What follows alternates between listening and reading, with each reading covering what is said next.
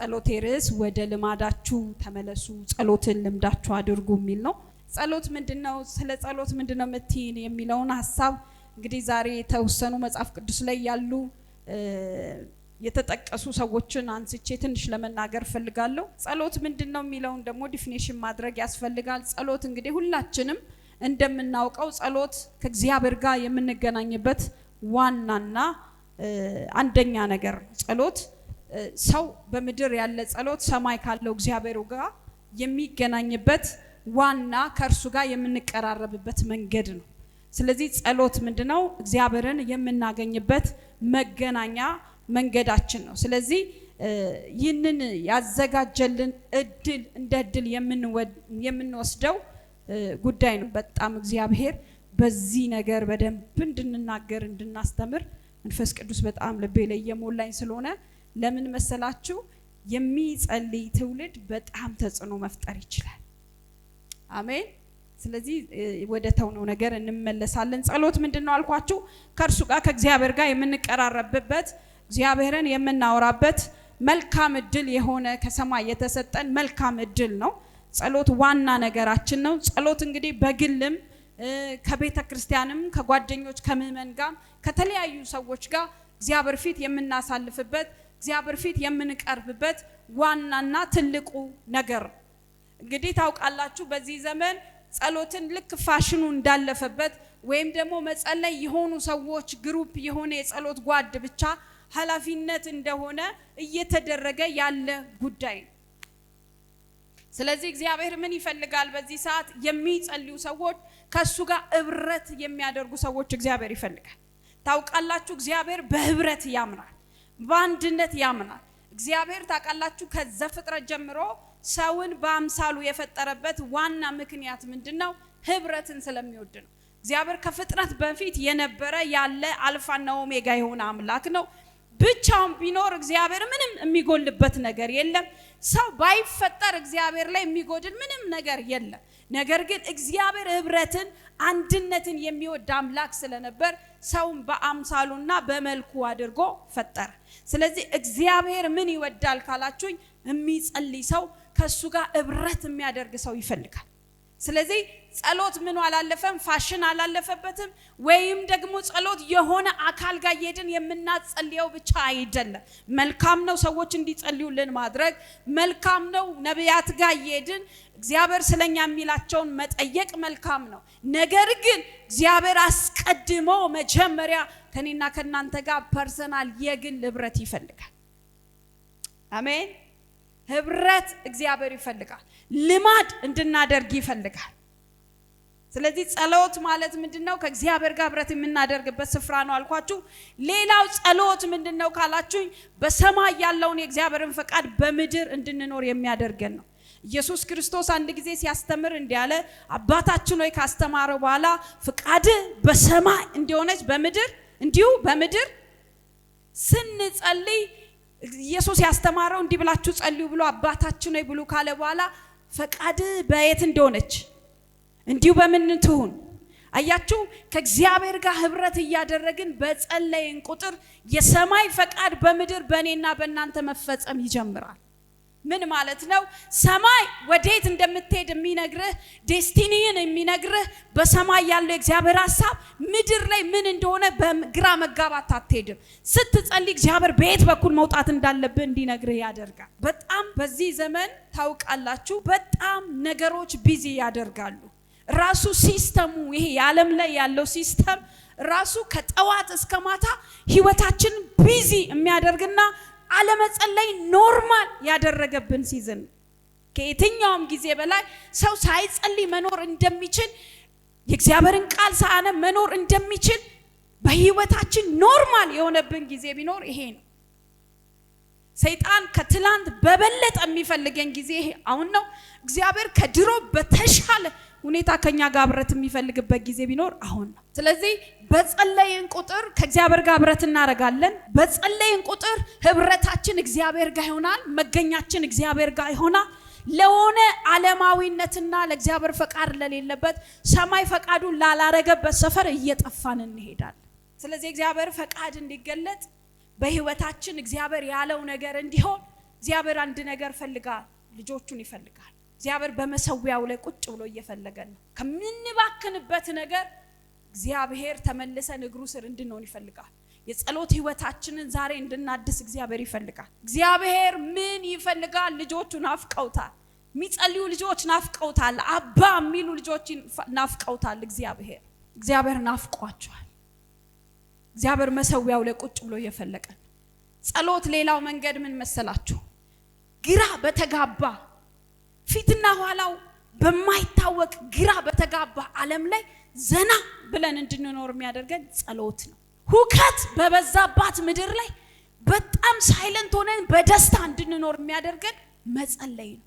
በዚህ ዘመን ታውቃላችሁ ሰይጣን በጣም የሰዎችን ዋና ነገር እያስጣለ ያለው ጸሎትን ከሰዎች ላይ ከአይምሯቸው ራሱ ያጠፋል። ጠዋት ይወጣል፣ 2 ሰዓት ስራ መግባት ይኖርብናል፣ ስንሰራ እንውላለን። ራሱ ሲስተሙ በጣም ቢዚ ያደርገናል። ወደ ቤት ስንመጣ ያለው የትራንስፖርት ሁሉ በጣም ያደክማል። ቤት ስንመጣ ልጆች አለ፣ ሁኔታው አለ፣ ስጋችን ይደክማል፣ ተኝተን እንሄዳለን። ግን ምን ማለት እንደሆነ ታውቃላችሁ? ሰይጣን ስራችንን እየበላን ምን ቀን ሊጥለን እንደሚዘጋጅ አናውቅ። ስለዚህ እግዚአብሔር እንድንጸልይ ይፈልጋል። የሚጸልዩ ሰዎች ይፈልጋል። በጸሎት የማይወድቅ የትኛውም ተራራ የለም። እግዚአብሔር ከትንሽ ሰዎች ጋር አክብሮ ጸሎትን ይሰማል። ግልጽ ነው አይደል? ጌታ ይባረክ። አሜን። ስለዚህ እግዚአብሔር ምንን ይወዳል? ህብረትን ይወዳል፣ ጸሎትን ይወዳል። በየትኛውም አጋጣሚ እንድትጸልዩ ይፈልጋል። እግዚአብሔር በልጁ በኢየሱስ ክርስቶስ በኩል የመቀራረቢያ መንገድን አዘጋጅቶልናል። አብ አባት ብለን የምንጮህበትን የልጅነትን መንፈስ ሰጥቶናል። ስለዚህ እግዚአብሔር ጸሎት እንድንጸልይ ይፈልጋል። በምንም ሁኔታ ተቀምጠን ይሁን ተነስተን በመንፈስ እንሁን እንጂ እግዚአብሔር ጸሎታችንን ይሰማል። ጸሎት ወሳኝና ለህይወታችን ቁልፍ የሆነ ነገር። ጸሎት ምንድነው? ለህይወታችን ቁልፍ የሆነ ነገር። በውስጣችን ያለን ጩኸትና ክፍተት ልንሞላ የምንችለው በጸሎት። እንደ ትምህርት ስለሆነ ቀስ እያልኩ ማውራችሁ፣ ወደ ጸሎታችሁ ተመለሱ። ጌታ ምስክር፣ እግዚአብሔር የሚሰራው ስራ አለ። አሜን አትሉ? እግዚአብሔር ምንም ይለዋል። ስለዚህ ሰማይ የእግዚአብሔር ፈቃድ በምድር እንዲገለጥ፣ በምድር ላይ ያለ የእግዚአብሔር አጀንዳ በሰማይ ያለውን ምድር ላይ እንዲገልጥ በእኛ መንገድ አድርጎ ሊሰራ እግዚአብሔር ምን እንደሆነ ሐሳቡ የሚነግረን ጸሎት ቦታ ላይ ነው። እግዚአብሔር የትኛውም አደባባይ መጥቶ አይናገርም። በነቢያት እንኳን ሲናገረን በጓዳ የተነጋገርነውን ነገር ሊያጸና ነው የሚመጣው። እግዚአብሔር በነቢያት አዲስ ትንቢት አያመጣም። ሳንሰማው ወይ ሳናስተውለው ወይም ደግሞ ሊያጸናልን በነቢያቶች እግዚአብሔር በቀባቸው ሰዎች ይናገራል እንጂ እግዚአብሔር መጀመሪያ ሊያወራ የሚፈልገው ከልጆቹ ጋር ፐርሰናል። ስለዚህ ላችኋል ሳሙኤል ነው አይደለ? በታቦቱ ፊት አደገ። አናመጣ እግዚአብሔር ስለተሳለች ብትሰጠኝ መልሼ እሰጣለሁ ብላ አምጣታ ልጇን ሰጠችው አይደለ? ከሰጠችው በኋላ ሳሙኤል ይላል በእግዚአብሔር ታቦት ፊት አደገ ይላል አይደል? በእግዚአብሔር ታቦት ፊት አድጎ እግዚአብሔር አንድ ቀን መጣ።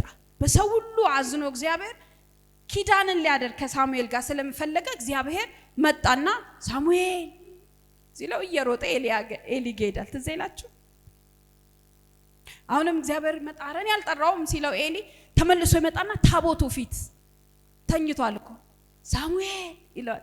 አሁንም 3 ጊዜ ኤሊ ጋር ሄደ።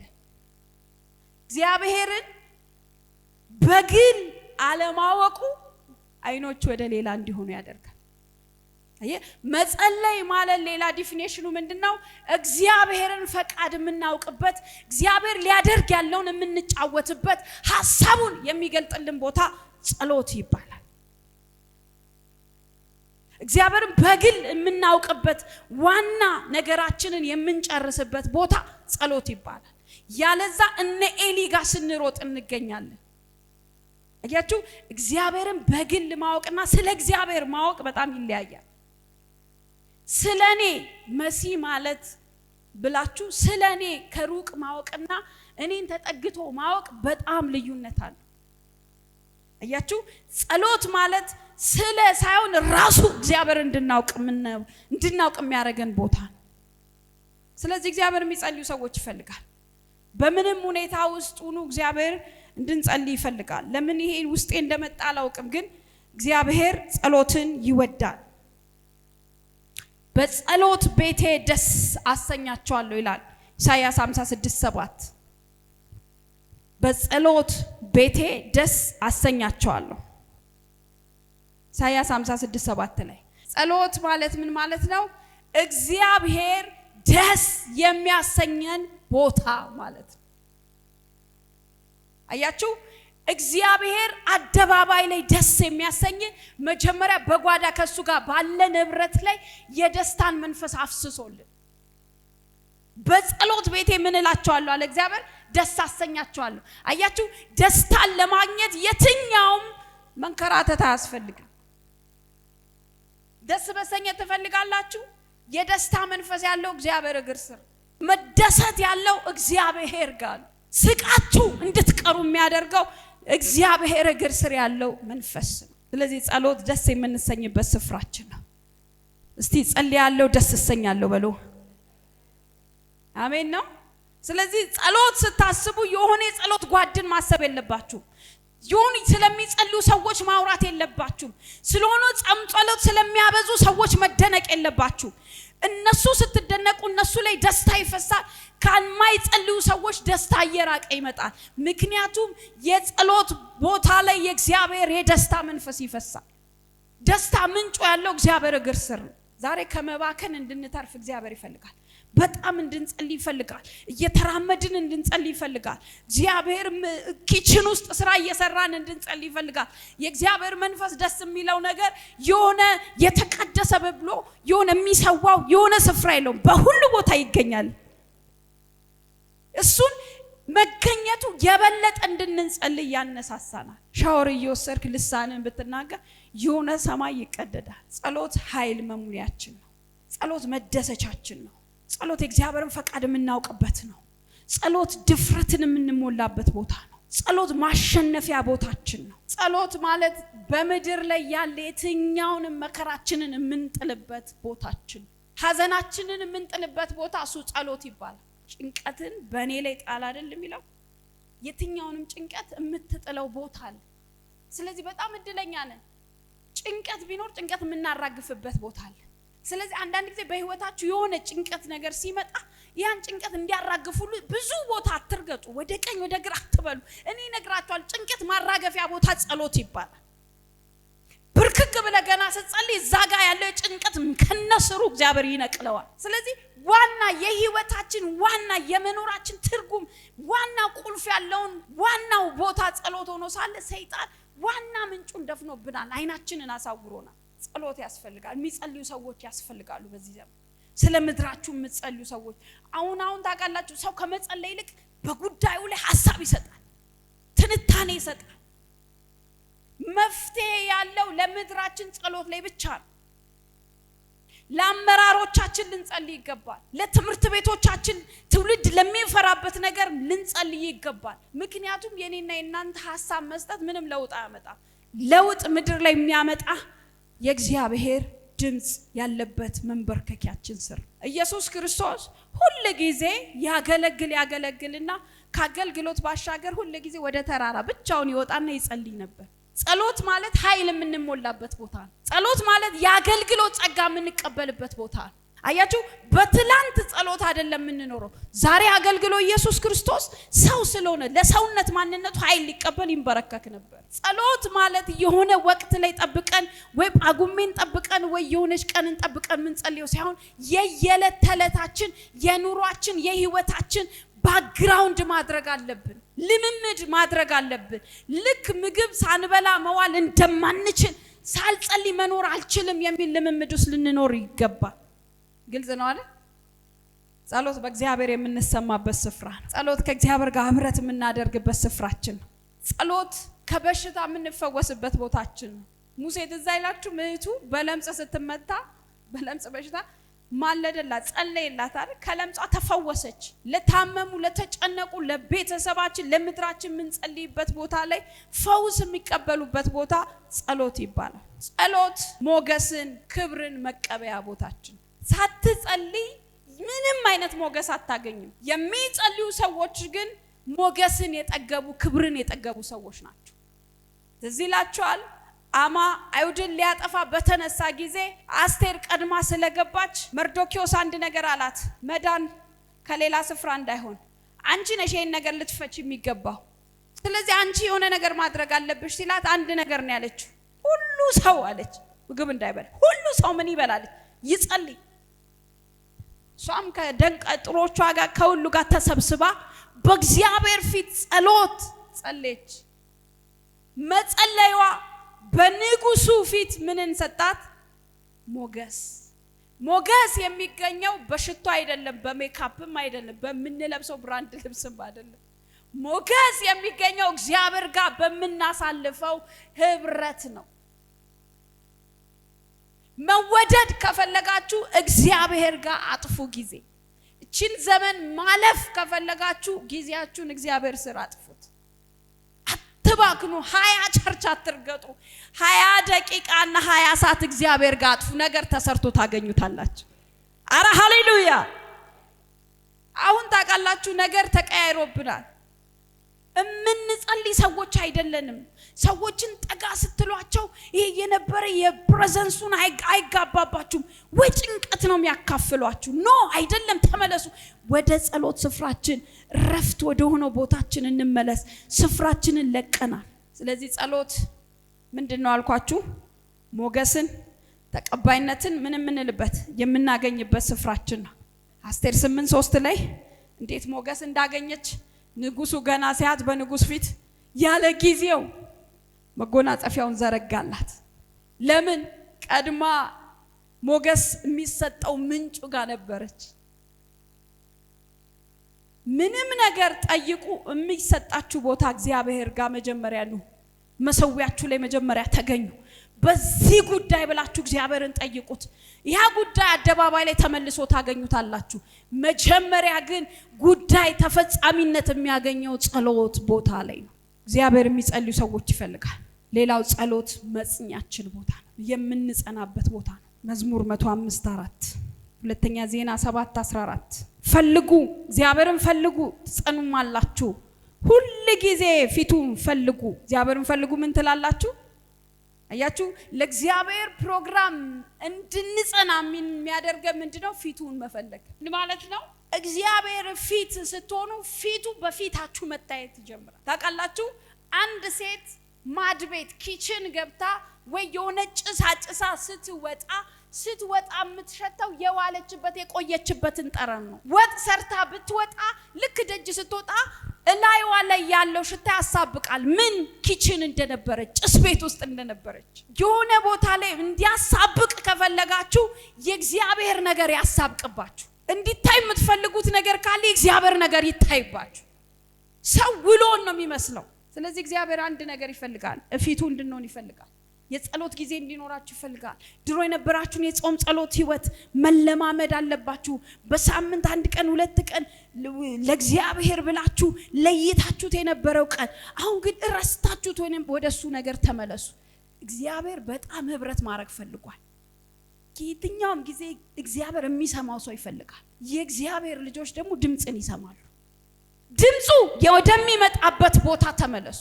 እግዚአብሔር የሚጸልዩ ሰዎች ይፈልጋል። ስለዚህ ለመጽናት፣ ለማሸነፍ፣ ላለመውደቅ ፊቱ የሚገኝበት ቦታ ላይ እግዚአብሔር እንድንሆን ይፈልጋል። ጸሎት ማምለኪያ ቦታችን ነው። ጸሎት የእግዚአብሔርን ፕሬዘንስ የምንለማመድበት ቦታ ነው። የጸሎት ስፍራችን እግዚአብሔር ሐሳቡን እንድናውቅ የሚያደርገን ቦታ ነው። የጸሎት ቦታችን አደባባይ ላይ እንድናሸንፍ መለማመጃችን፣ ጓዳችን ጸሎት ቦታ ነው። ኤርምያስ 33:3 እንደዚህ ይላል፣ ወደኔ ጩ እኔም እመልስልሃለሁ። አንተ የማታውቀውን ታላቅና ኃይለኛ ነገር።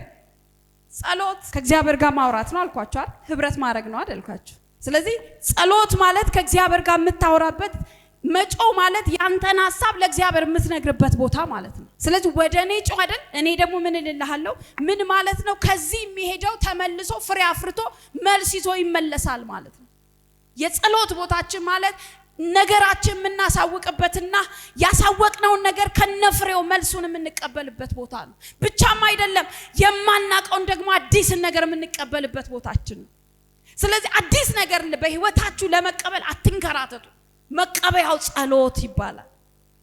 አዲስን ነገር ማግኛ ቦታ ጸሎት ይባላል። እግዚአብሔር ህብረት ይፈልጋል። የሚያወሩት ሰዎች ይፈልጋል። ውሏችሁን እንድትነግሩት ይፈልጋል። በምንም ድካም ውስጥ ሆኑ ለእግዚአብሔር ግን የምትሰዋት የሆነች ሰዓት ትኑራችሁ። የምታወሯት ሰዓት ትኑራችሁ። ከእግዚአብሔር ጋር ወክ የምታደርጉበት የሆነች ሰዓት ትኑራችሁ። ምክንያቱም ኤርምያስን አንተ አለው ማታውቀው ታላቅና ኃይለኛ ነገር አሳያለሁ። ለምን ስለጨውክ፣ ለምን ስለጠየቅ፣ ለምን መንገኛህ እኔ ጋር ስለሆነ። ስለዚህ አሸናፊ ለመሆን ታላቅ ነገር በህይወታችን እንዲኖር እግዚአብሔር ወደ ጣልነው ወደ ተውነው ወደ ልማዳችን እንድንመለስ እግዚአብሔር ይፈልጋል። እግዚአብሔር አዲስ ነገር እንዲያርግ ትፈልጋላችሁ? ተስፋ ቃላችን እንዲፈጸም ትፈልጋላችሁ? የት ናችሁ? ተመለሱ፣ ተመለሱ፣ ተመለሱ። እግዚአብሔር ቁጭ ብሎ በመዙፋኑ ላይ እየጠበቃችሁ ነው።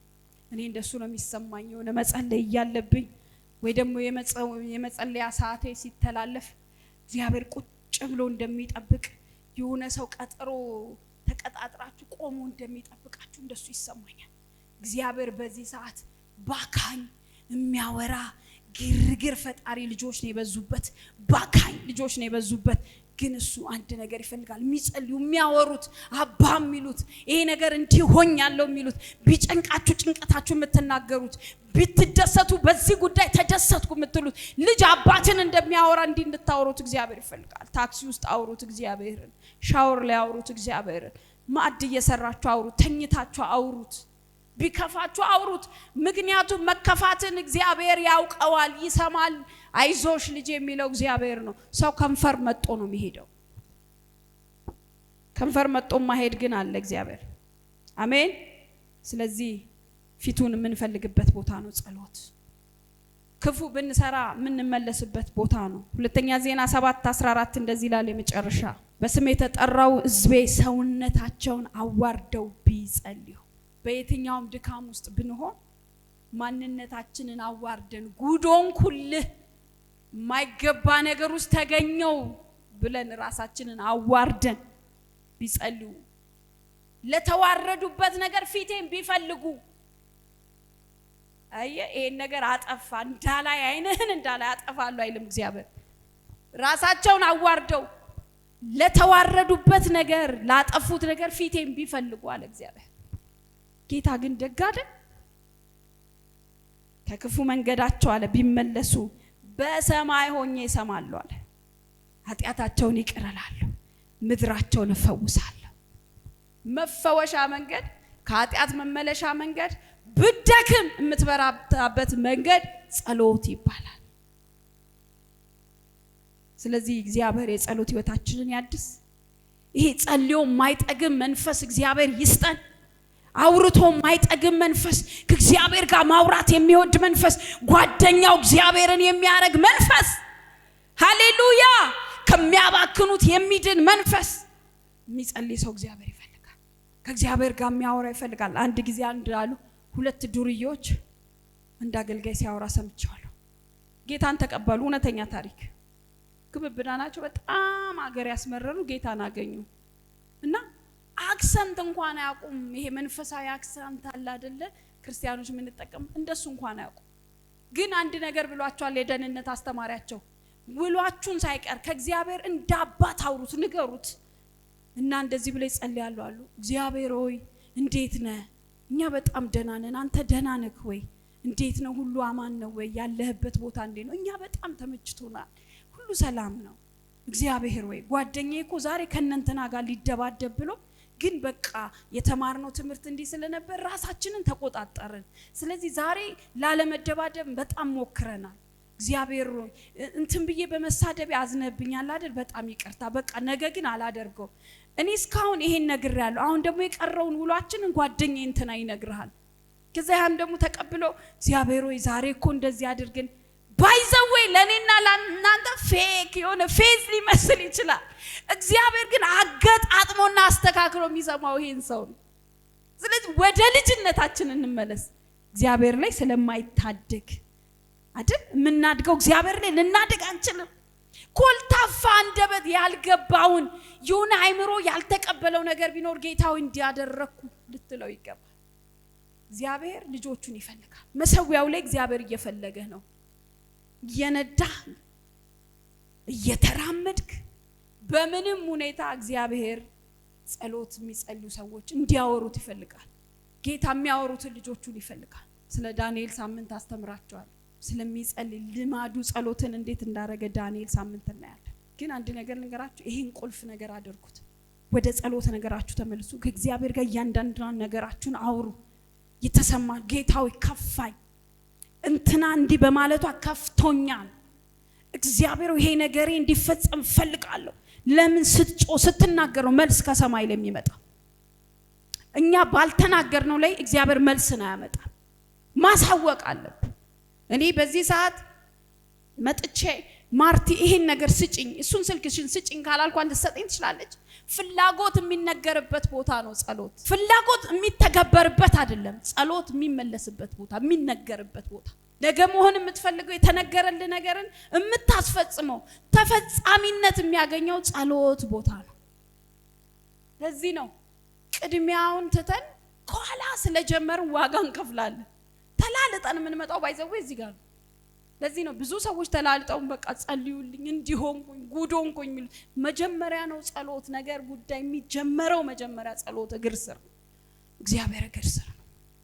ጉዳዩን ባለቤት እንዳለው እንድናደርግ ይፈልጋል እግዚአብሔር። ስለዚህ በህይወታችሁ ምንም ነገር ካለ ተናገሩ፣ እግዚአብሔር ይመልሰዋል። አሜን ነው ወይ? እግዚአብሔር እንደራሱ ከራሱ ይመልሰዋል። ምክንያቱም የእግዚአብሔር ፕሮግራም የሰማይን ፈቃድ ማድረግ ነው። ፈቃዱ እንዲፈጸም በሰማይ ያለው ፈቃድ በእኔ ይፈጸም ብላችሁ ጸልዩ። ሰማይ ላይ ብዙ ፈቃድ አለ። እግዚአብሔር ጋር የጎደለ ነገር የለም። የሚያስፈልጋችሁን ነገር ያደርጋል። አሜን አትሉ? ስንጸልይ ከክፉ ነገር እንጠበቃለን። ስንጸልይ ሰማይ ሊያደርግ ያለው አጀንዳ በእኛ ተፈጻሚነት ያገኛል። ስንጸልይ የእግዚአብሔር እቅድ ማስፈጸሚያ እንደሆነን ራሳችን የምንሰጥበት ቦታ ነው ጸሎት። ስለዚህ ጸልዩ፣ ግዴላችሁ። መጸለይ አላለፈበትም። ጾም ጸሎት መያዝ አላለፈበትም። ነይ ጓደኛዬ እንጸልይ እንጾም ማለት ልመዱ። ሃሌሉያ። ዛሬ ታውቃላችሁ ለማኪያቶ ለተለያየ ነገር ነው ብዙ ምን ባከነው ምን ደክመው ምን ንቀጣት። እንጸልይ፣ ነይ የእግዚአብሔርን ፊት እንፈልግ፣ ነይ ወደ መገኛው እንግባ፣ ነይ ፈቃዱ ምን እንደሆነ እንወቅ የሚል ማንነት ውስጥ እንድንገባ እግዚአብሔር ይፈልጋል። ጸሎት ሌላ የመጨረሻ ራሳችንን የምናዋርድበት አደባባይ ላይ ቀና ብለን የምንሄድበት ቦታችን ነው። ጸሎት እግዚአብሔር እግር ስር ራስን አዋርደ በአደባባይ ላይ ቀና ብለን የምትሄድበት ነው። አስቴር አደባባዩን አስቀድማ ተዋረደችበት። በጓዳ ቀድማ አስለቀቀች። ቀድማ ንጉሱ ላይ ያለውን ያለ ጊዜ ነው የገባችሁ፣ ያለ ፈቃድ ነው የገባችሁ። ያለ ጊዜ መጎናጸፊያውን ዘረጋላት። የንግስናዬን አላት እኩሌታ እንኳን ቢሆን ላንቺ መሰሰተው የለም። አየ የምትፈልገው ሁሉ እንዲሰጥ አይደለም ከምትፈልገው በላይ እንዲሰጥ የሚያደርግ ጸሎት። ስለዚህ ቀድማችሁ የሚደረገውን አድርጉ። ወደ ቀደመው ነገራችን እንመለስ። አሜን። ወደ ጣልነው ነገር እንመለስ። ወደሚያስፈልገን ነገር እንመለስ። ጧት ተነስተ አምላክ እንደሌለው መሪ እንደሌለው ብድግ ብለህ ታጥባ አትውጣ። አባ ዛሬ በዚህ ቀን ሊሆን ያለው የሰማይ ፈቃድ ዛሬ በዚህ ቀን ላይ በእኔ ይፈጸም። ልታደርግ የምትወደውን ዛሬ በእኔ አድርግ። ይሄው እጆቼን ያዝ በሉት። የኔ ፈቃድ አይፈጸም በሉት። እኔ ላውራ አይገባም፣ በእኔ አንደበት አንተ አውራ። እግሮቼ ላንተ ይራመዱ ብላችሁ ውጡ። ለምን? የዛኔ እግዚአብሔር ማንነት ይቆጣጠራችኋል። የዛኔ እግዚአብሔርን ፈቃድ እያደረጋችሁ ራሳችሁን ታገኙታላችሁ። የማይመጥን ቦታ አትገኙም። የዛኔ ከደረጃ በታች የሆነ መንደር አትገኙ። ራሳችሁን የእግዚአብሔርን ፈቃድ እያስፈጸማችሁ እንደሆነ ይገባችሁ። ክብር ለኢየሱስ ይሁን። አንድ የመንግስት ባለስልጣን በሚሾምበት የበላይ የመንግስትን የሀገሪቱን ዋና ጉዳይ ነው የሚያስፈጽመው። አንድ አመራር ላይ ብትሾም ፈቃዴን አደርጋለሁ፣ በዚህ ወጣለሁ፣ በዚህ ገባለሁ ብትል አንስቶ ነው የሚወረውር። የምታስፈጽምለት መንግስት አለ ከበላይ። እኔና እናንተ ደግሞ የሰማይ ፈቃድ አስፈጻሚዎች ነን። እንደፈቀድልን ልንሆን እንደወደድልን ልንሆን አልተጠራንም። ሰማይ በኢየሱስም ተወክለን ያለን በምድር የሰማይ ተወካዮች የሰማይ አምባሳደሮች ሃሌሉያ